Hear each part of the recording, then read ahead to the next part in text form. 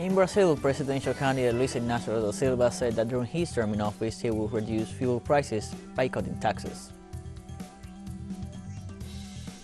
Cuba's Foreign Minister Bruno Rodriguez Parrilla presented a report on the impact of the U.S. economic, commercial, and financial blockade against Cuba in 2022.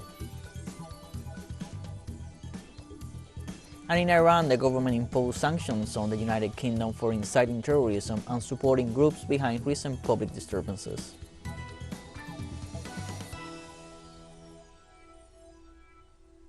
Hello, welcome to From the South. I'm Luis Alberto Matos from the teleSUR studios in Havana, Cuba. We begin with the news.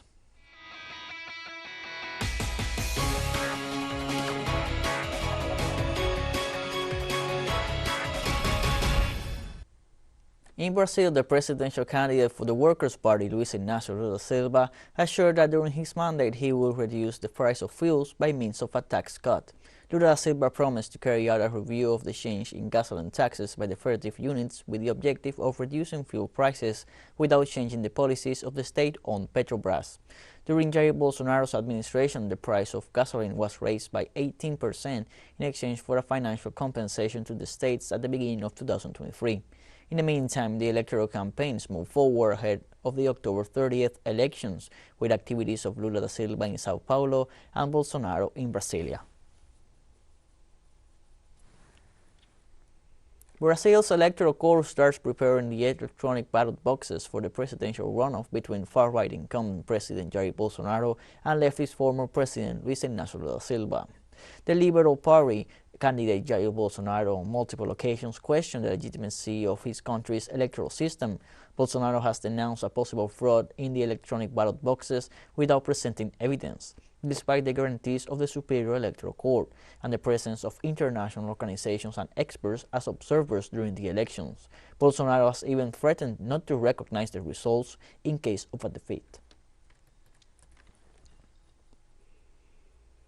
Cuba's Foreign Minister Bruno Rodriguez Parrilla presented a report on the impact of the U.S. economic, commercial, and financial blockade against Cuba in 2022. The Cuban Foreign Ministry announced on social media that Minister Parrilla will present the document to diplomats accredited in the country. Parrilla listed the economic loss the island experiences due to the inhumane policy and stressed its foundations have not changed under the Biden administration, despite his promises of another approach on Cuba. The foreign minister also stressed Cuba faces a harsh economic situation as it is difficult to acquire foodstuffs, medicines, and the repair parts of the strained national power grid, which is affecting Cubans' daily lives, while the island faces the aftermath of COVID-19, inflation, surge, and economic recession. On November 2nd and 3rd, the Caribbean island will deliver the report for the 30th time before the United Nations General Assembly, demanding to put an end to this criminal policy that has harmed Cuba for more than 60 years.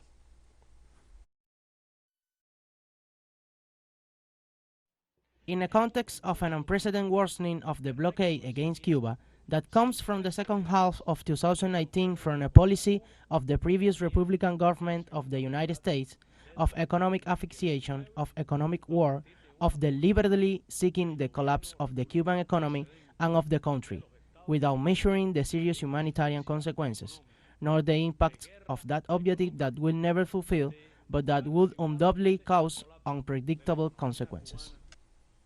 A year after El Salvador declared Bitcoin as its second legal tender, the vast majority of the people reject the implementation of this economic policy promoted by Nayib Bukele's government.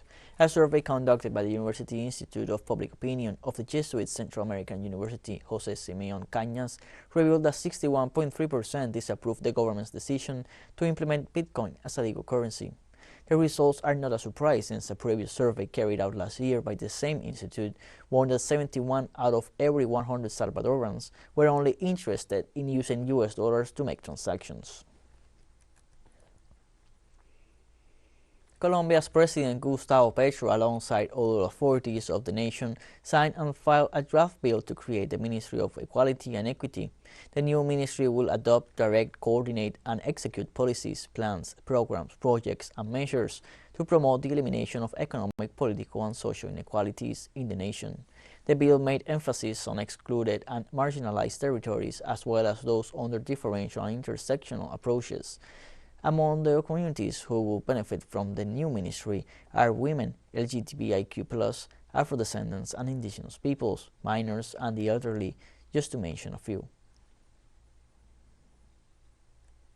United States President Joe Biden announced on Wednesday he's putting 15 million barrels of oil from the country's strategic petroleum reserve in an effort to fight high gas prices caused by the conflict in Ukraine and the sanctions imposed on Russia. According to information from the White House, additional releases are possible if energy prices spike further. The new order completed the 180 million barrel release authorized in March. The decision to make the biggest ever dip into the emergency oil reserve was President Biden's latest move to calm energy markets and shield the U.S. economy from the aftershocks of Ukraine conflict. The U.S. head of state also highlighted a plan to refill the reserve as soon as prices hit around $67 to $72 a barrel. Let's take a short break, but first remember you can follow us on TikTok at the account at teleSUR English, in which you will be able to see news in different formats, inside this and much more. Other stories coming up. Stay with us.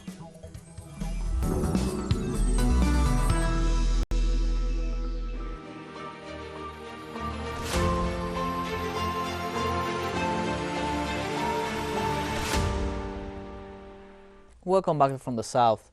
Russian President Vladimir Putin on Wednesday introduced martial law in Donetsk, Lugansk, Kherson, and Zaporizhia regions. In this regard, let me remind you that martial law was in effect in the Donetsk People's Republic, the Lugansk People's Republic, and the Kherson and Zaporizhia regions since their entry into the territory of Russia, and now it is therefore necessary to apply this law within the Russian legal framework. Therefore, I have signed a decree on the introduction of martial law in these four subjects of the Russian Federation. After introducing a martial law in Donetsk, Lugansk, Kherson, and Zaporizhia regions, President Vladimir Putin granted additional emergency powers to the heads of all regions of Russia. In the current situation, I consider it necessary to give additional powers to the heads of the whole Russian regions. The corresponding decree was also signed today. Top officials of the entity of the Russian Federation should pay the necessary attention to the implementation of measures designed to ensure the safety of people, the protection and anti-terrorist security of critical facilities, and the maintenance of public order. Following President Putin's announcement, the Kremlin issued a decree announcing the entry into force of the martial law in those territories as of Thursday. The decision was taken unanimously by all 159 parliamentarians with no votes against and no abstentions.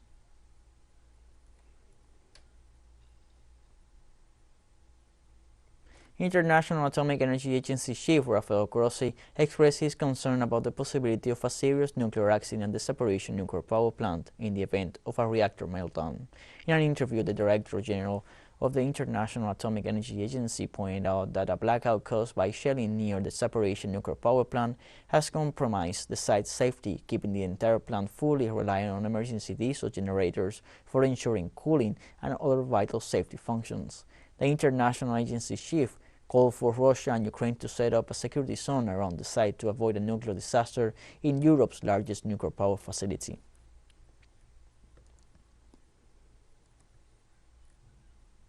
In Kyrgyzstan, military authorities accused Tajikistan of preparing combat positions near the common border. Through a statement, the Kyrgyz Border Service assured that over 10 cases of the use of drones for carrying out reconnaissance activities of the Republic of Kyrgyzstan for combat positions were registered. In this regard, they claimed that a large part of the border is still undefined, thus causing disputes over the use of land and water resources.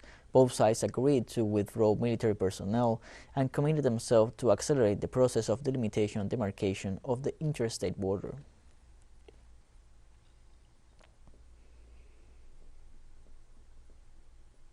EU leaders said Thursday's joint summit seeking measures to contain a growing energy crisis will be difficult. With natural gas prices spiraling out of control over the summer when EU members sought to outbid one another to fill up reserves, leaders will seek to increasingly pull purchases of gas and set a temporary price cap. Most EU leaders vow to stay the course, yet Hungarian Prime Minister Viktor Orban contradicts most leaders by saying that the Western sanctions primarily hurt EU citizens, not Russia. Finding a common answer to the energy crisis is proving extremely difficult, even among nations that often are on the same side of any EU debate. UK Prime Minister Liz Truss announced before Parliament that she does not plan to resign after the failure of her economic plan and the resignation of two of her ministers. Prime Minister Truss confronted some MPs calling for her resignation, while clarifying that she apologized and acknowledged that she had made mistakes.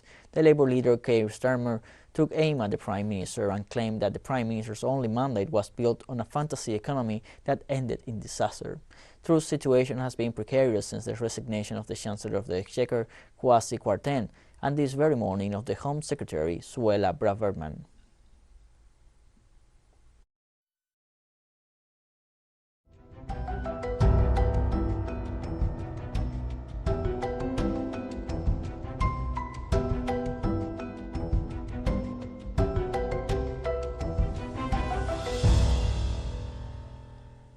On Wednesday, the Italian cities of Milan, Turin, and Padua were placed in code red, the highest level of alert due to high air pollution. According to the Italian environmental organization Lega Ambiente, the analysis of the last 9 months of air quality in the cities of Italy yields worrying results. The study points out that by law there should not be more than 35 days with an average concentration of fine particles above 15 micrograms per cubic meter. But in a large number of cities, this parameter is exceeded. In Turin, this value reaches 69, in Milan 54, and in Padua 47. In the meantime, a yellow alert was decreed for Rome, Bologna, Bergamo, and Parma, according to local reports.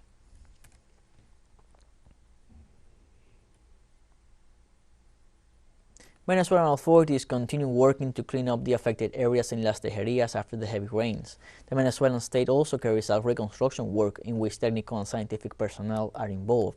Likewise, the area of El Castaño in Maracay, the capital of Aragüeña, is also being evaluated for its next reconstruction. Meanwhile, authorities monitor the Indian zone of the state of Mérida and the western state of Zulia.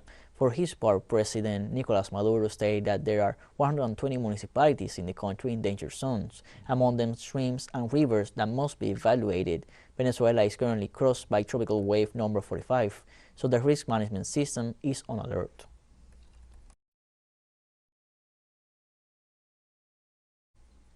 In this context, on Wednesday, classes resumed in Las Tejerias. The educational centers affected by the heavy rains registered on October 8th were completely restored. According to President Maduro, to date, a total of 14 schools were refurbished. In addition, the executive urged authorities to carry out an urban restructuring, not only in Las Tejerias, but also in several cities of the country affected or threatened by the rains.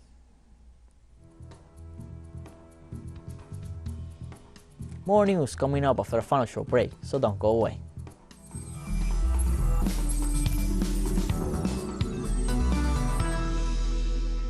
Welcome back from the South. The Iranian government imposed sanctions on UK for inciting terrorism and supporting groups behind this recent public disorder in the Persian nation. Authorities said the measures were imposed against several British officials and citizens for their deliberate actions in support of terrorist and meddling actions in the country. The restrictive measures were mostly imposed on different British media and communication agencies. Also, Tehran held London responsible for supporting terrorism and violating human rights.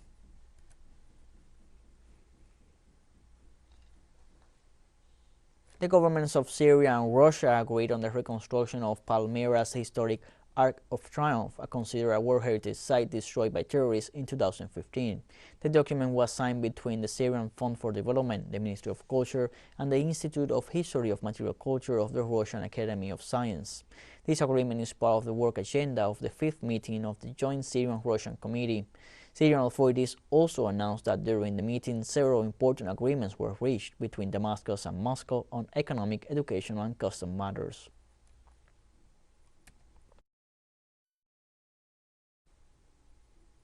On Wednesday, President Bashar al-Assad reaffirmed Syria's support for the Palestinian cause after meeting with representatives of resistance factions in Damascus. The meeting discussed the results of the reconciliation dialogues that took place between the Palestinian forces in Algeria over the past few days and ways to consolidate them in order to maintain the pace of popular escalation against the Israeli regime and its continuing crimes in Palestinian territories. Al-Assad pointed out that supporting the resistance is not a point of view but a principle to regain rights. For their part, members of the Palestinian delegation emphasized that Syria is a cornerstone in the resistance and welcomed the stances and sacrifices of the Syrian brothers.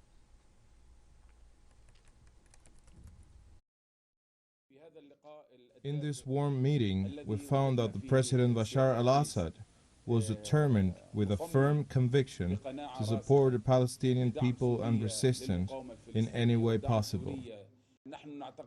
This is a glorious and important day in which we come back to our dear Syria to resume joint work between the national and Islamic factions. We have agreed with the President Bashar al-Assad to move on from the past and look to the future. Malawi discovered a mass grave in the north of the country containing the remains of 25 people suspected to be migrants from Ethiopia.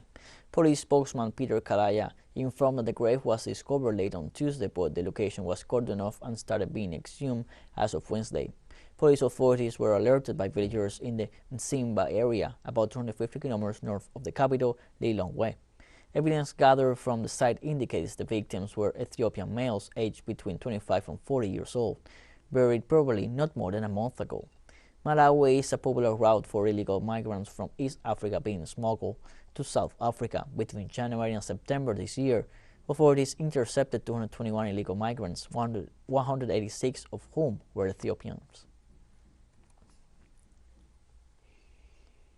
On Wednesday in India, former minister and former opposition leader Mallikarjun Kharge took office as president of India's Congress Party. The 80-year-old ex-minister was elected by party members and replaced Sonia Gandhi as head of the once mighty party that helped win India's independence from Great Britain 75 years ago. This is the first time in 24 years that an Indian president of this organization is not part of the Gandhi dynasty, which is not related to India's independence icon Mahatma Gandhi, but descended from the country's first Prime Minister Jawaharlal Nehru.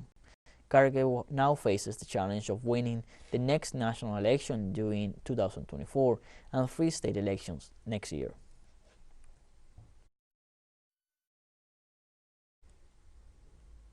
On Wednesday in Indonesia, the giant dome of Jakarta Islamic Center Grand Mosque collapsed after a fire broke out.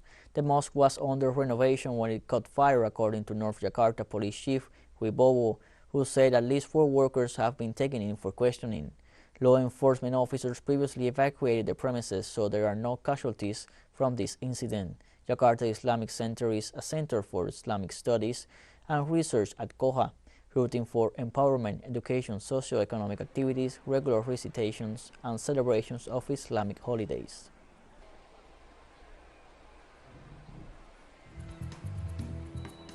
We have come to the end of this news platform. You can find these and many other stories on our website at telesurenglish.net. You can also join us on social media, Facebook, Twitter, Instagram, Telegram, and TikTok.